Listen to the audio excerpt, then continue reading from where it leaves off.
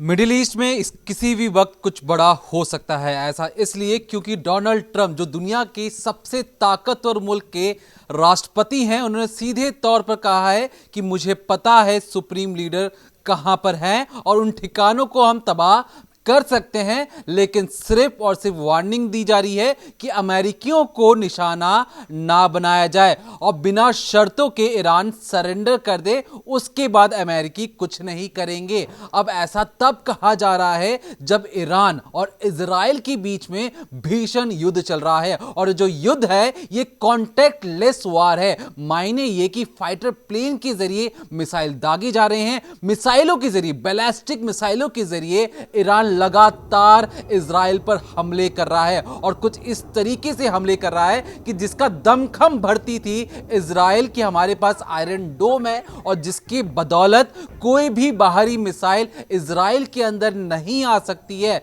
लेकिन आपको बता दें कि ईरान से दागी हुई कई मिसाइलें तेल अवीव जो इजराइल की राजधानियों में से एक है उसमें जाकर मिसाइल गिरती है। उनके सबसे बड़े शहर में भी, जहां पर माइक्रोसॉफ्ट, गूगल जैसी तमाम जो उनके बड़े बड़े ऑफिसेस हैं, उसके पास भी मिसाइलें गिरती हैं और ये ईरानियन मिसाइलें लगभग 2000 से 2500 किलोमीटर का सफर तय कर कर ये इजराइल के अंदर घुसती हैं। लेकिन वहीं पर इजराइल ने भी दावा किया है कि जिस तरीके से सुप्रीम लीडर अयतुल्ला खमेनी, जो एक तरीके से ईरान के सुप्रीम लीडर हैं, सुप्रीम लीडर से कहने का मतलब उनके नीचे ही राष्ट्रपति रहते हैं, उन्हीं के नीचे प्रधानमंत्री रहते हैं और आयतुल्ला खमेनी के लिए खास तौर पर एक ब्रिगेड तैयार की गई है जो सिर्फ और सिर्फ उनके बचाव के लिए, उनकी रक्षा के लिए हमेशा तैनात रहती है। ये जो सुप्रीम लीडर है ईरान के, पिछले 36 सालों से ईरान की सुप्रीम लीडर की जो गद्दी है उस पर काबिज हैं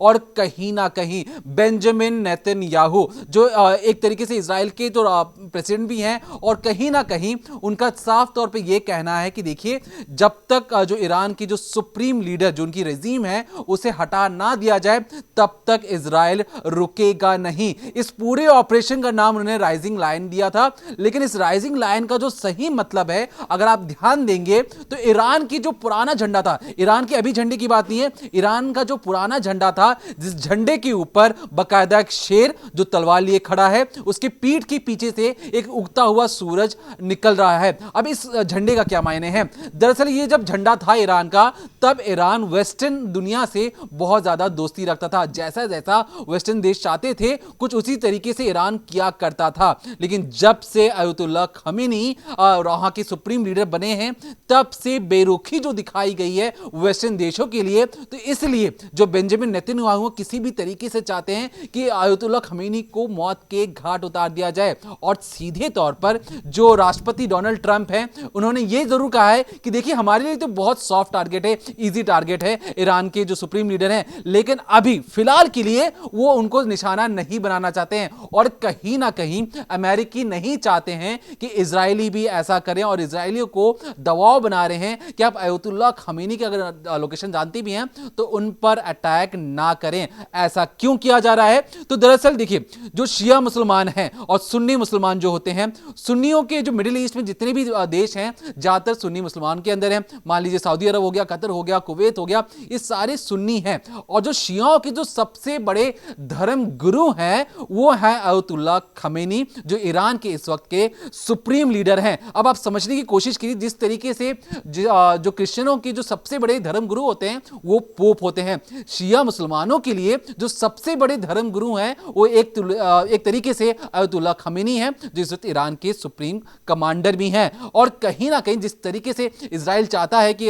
हमें इन्हें रास्ते से हटाना पड़ेगा, तब जाकर जंग खत्म होगी। बार बार बेंजामिन नेतन्याहू ने यह कहा कि देखिए, अयतुल्ला खमेनी को मारने के बाद जंग बढ़ेगी नहीं बल्कि जंग खत्म हो जाएगी, क्योंकि पूरी दुनिया चाहती है और खास तौर पर ईरान के लोग भी बदलाव चाहते हैं। और इसलिए उन्हें इस पूरे ऑपरेशन का नाम राइजिंग लायन रखा है, ताकि जो ईरान का जो पुराना वर्चस्व था वो वापस आ सके। जो लोग अयतुल्ला खमेनी से परेशान हैं, वो उस रिजीम को हटाकर एक नई सरकार, एक नए लीडर को चुन सके, जो सिर्फ और सिर्फ वेस्टर्न कंट्रीज के लिए या उनके हितों में काम करेगा। सबसे पहली चीज, अब बात करते हैं कि क्यों इजराइल ने इस वक्त ईरान को निशाना बनाया है और क्यों वेस्टर्न कंट्रीज हैं वो इजराइल का खुलकर सपोर्ट कर रही हैं। तो देखिए, किसी भी मुद्दे पर बढ़ने से पहले आपको समझना पड़ेगा कि ये जो न्यूक्लियर बम है ये किस तरीके से बनाए जाते हैं। न्यूक्लियर बम का जो सबसे रॉ मटेरियल होता है वो होता है यूरेनियम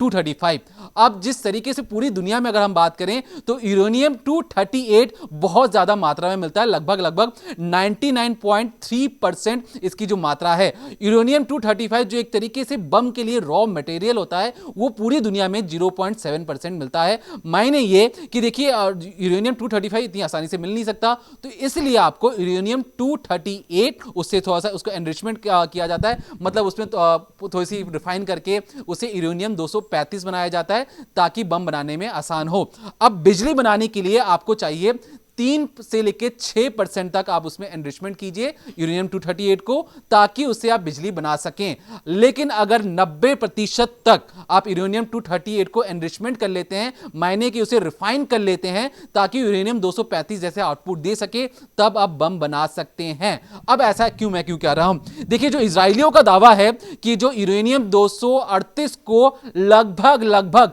80% से ज्यादा जो ईरानियंस थे उन्होंने उसे अचीव कर लिया था, महज 1 से 2 दिन की बचे हुए थे और वो बम बना सकते थे किसी भी वक्त में। और इसलिए जो इजरायली हैं उन्होंने अपने प्लेन से लगभग 2200 किलोमीटर दूर ईरान के आर्मी चीफ, ईरान के एयरफोर्स चीफ, ईरान के जो न्यूक्लियर कमांडर थे उनको मारा गया है। जो अयतुल्ला खमीनी के जो पर्सनल बॉडीगार्ड है, जो उनके एक रेजिमेंट है, उसके चीफ को भी मौत के घाट उतारा गया है और साफ तौर पर निर्देश दिया गया है कि जो आप एनरिचमेंट करने की कोशिश कर रहे हैं, जो न्यूक्लियर बम बनाने की जो कोशिश कर रहे हैं, जो कवायद चल रही है, उसे फौरन रोक दिया जाओ। बिना शर्त कोई भी आप बैलिस्टिक मिसाइल या कोई भी न्यूक्लियर बम आप नहीं बनाएंगे। अगर आप कोई भी ऐसी हरकत करते हैं तो इजराइल मुंह तोड़ जवाब देगा। और इसलिए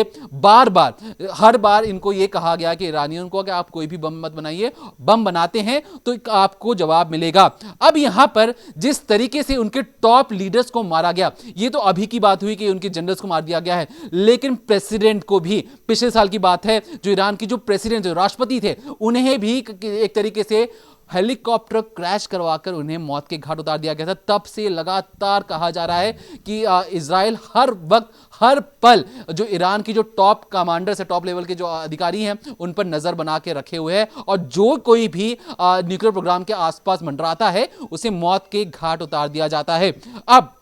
ईरान ने अपनी मस्जिद के ऊपर लाल झंडा लगा लिया है। अब लाल झंडा लगाने से क्या मतलब है? सीधे तौर पर इसे चेतावनी या कहें वार्निंग दे दी गई है कि ईरान अब बदला लेगा। खुद वहां के जो लोग हैं अपनी सरकार अयतुल्ला खमेनी से, सुप्रीम लीडर से दरख्वास्त कर रहे हैं कि इस बार इजरायलियों और अमेरिकियों को मुंह तोड़ जवाब दिया जाए। और इसके बाद जो ईरानियंस हैं, जो उनके टॉप आर्मी अफसर्स हैं, उन्होंने यह कहा है कि हम इतनी मिसाइलें मारेंगे इजराइल की तरफ कि इजराइल गिनना भूल जाएगा कि कितनी मिसाइलें उनके आसमान से शोलों की तरह उन पर बरस रही थी। और कहीं ना कहीं जो दमखम भरता था इजराइल कि हमारे पास आयरन डोम है, कोई भी मिसाइल इस डोम को तोड़ नहीं सकती, कोई भी मिसाइल इसके अंदर नहीं आ सकती है, लेकिन उसे करारा तमाचा मारते हुए ईरानियंस की जो मिसाइलें थी वो तेल अवीव इजराइल के अंदर घुसती हैं और एक तरीके से कोहराम मचा देती हैं। जो छन छन की तस्वीरें सामने आई हैं उसमें पता लगा है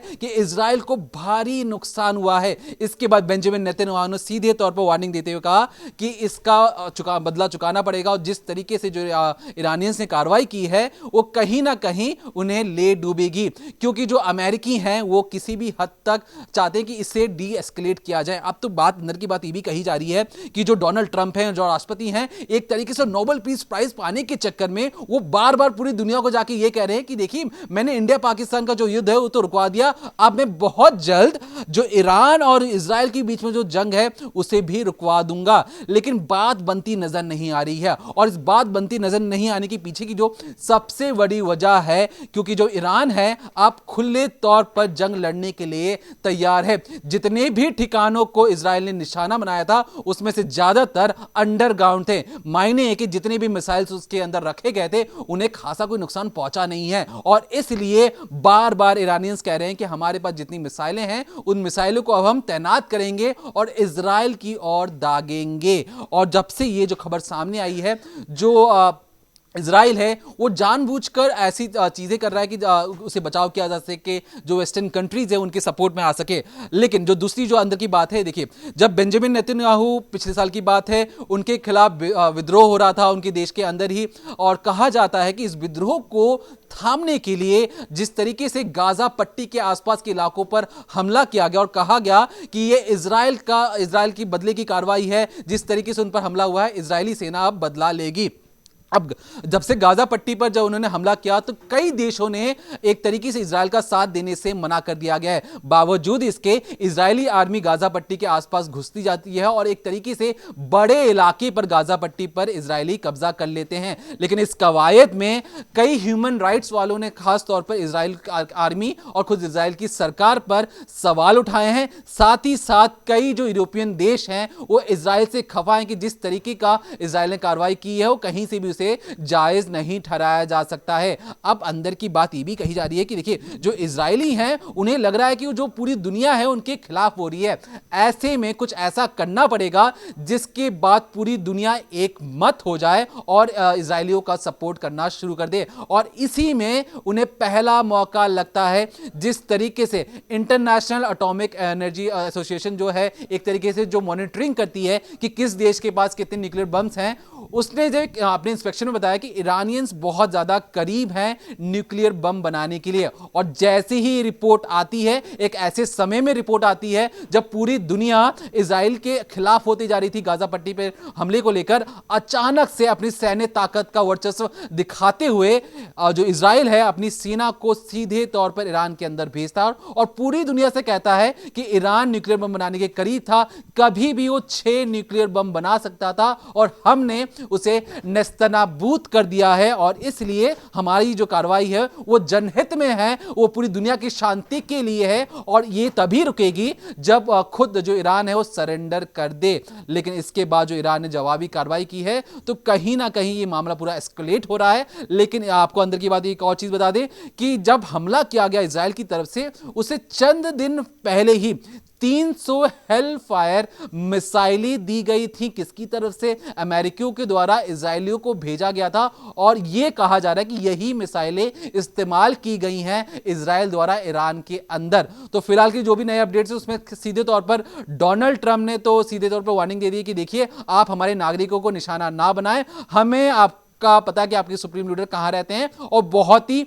सॉफ्ट और इजी टारगेट है, हम कभी भी आपको निशाना बना सकते हैं और बिना शर्त ईरान सरेंडर कर दे उसके हित में रहेगा, नहीं तो अमेरिकी सेना कभी भी बहुत बड़ी कार्रवाई कर सकती है। उससे ठीक 2 घंटे पहले उन्होंने ये भी ट्वीट किया था कि ईरान की जितनी भी एयर स्पेस हैं, जो आसमान है, वो अमेरिकियों के कंट्रोल में है और अमेरिकियों को पता है वो कौन सा ड्रोन उड़ा रहे हैं, कौन सी मिसाइलें मार रहे हैं, कौन से फाइटर प्लेन्स का इस्तेमाल कर रहे हैं और हर चीज की जानकारी और हर चीज का मॉनिटर किया जा रहा है। अब जब चाहें जैसे चाहें अमेरिकी ईरान पर हमला कर सकते हैं। बाकायदा अमेरिकी नेवी को भी ईरान की तरफ मोड़ दिया गया और कहीं ना कहीं चारों तरफ से घेर कर ईरान पर हमला करने की तैयारी हो रही है।